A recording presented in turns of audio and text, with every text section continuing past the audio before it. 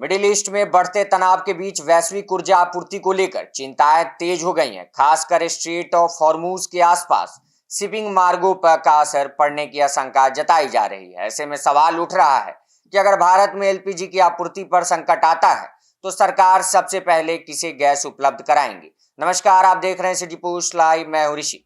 तो इस परिस्थिति से निपटने के लिए ministry of petroleum and natural gas के पास सबसे पहले एक तय प्राथमिकता प्रणाली है, जिसके तहत जरूरी सेवाओं को सबसे पहले गैस की आपूर्ति सुनिश्चित की जाती है। सरकार की प्राथमिकता सूची में सबसे पहले अस्पताल और स्वास्थ्य संस्थान आते हैं। वहीं सरकारी और निजी अस्पताल दोनों ही मरीजों के भोजन, कैंटीन और अन्य जरूरी सेवाओं के लिए एलपीजी पर निर्भर रहते हैं।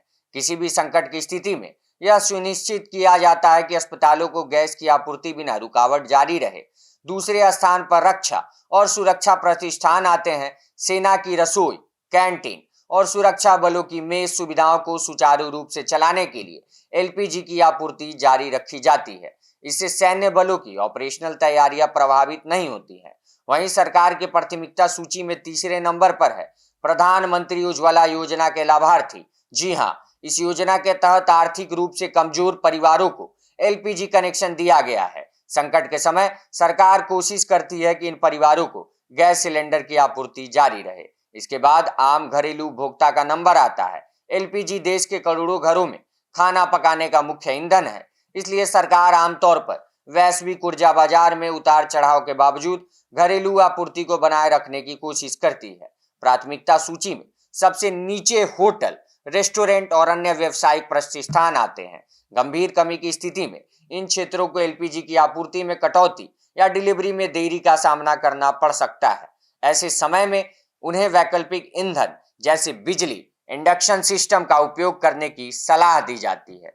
विशेषज्ञ का मानना है कि भारत अपनी ऊर्जा जरूरतों का बड़ा हिस्सा आयात करता है, इसलिए वैश्विक तनाव का असर पड़ सकता है। हालांकि सरकार रणनीतिक भंडार और आपूर्ति प्रबंधन के जरिए यह सुनिश्चित करने की कोशिश करती है कि आम जनता को ज्यादा परेशानी ना हो। तो कुल मिलाकर अगर कभी एलपीजी संकट की स्थिति बनती है तो स्वास्थ्य सेवाएं, सुरक्षा बल और गरीब परिवार सरकार की प्राथमिकता सूची में सबसे ऊपर रहेंगे, जबकि व्यवसायिक क्षेत्रों को सबसे आखिरी यानी नीचे आपूर्ति दी जाएगी। तो आप क्या सोचते हैं इस खबर पे? हमें अपनी राय जरूर दें। और अगर आपको भी एलपीजी की दिक्कतें हो रही हैं तो हमें कमेंट बॉक्स में अपनी शिकायतें दर्ज करा सकते हैं, ताकि हम अपनी आपकी आवाज को और बुलंद कर सकें।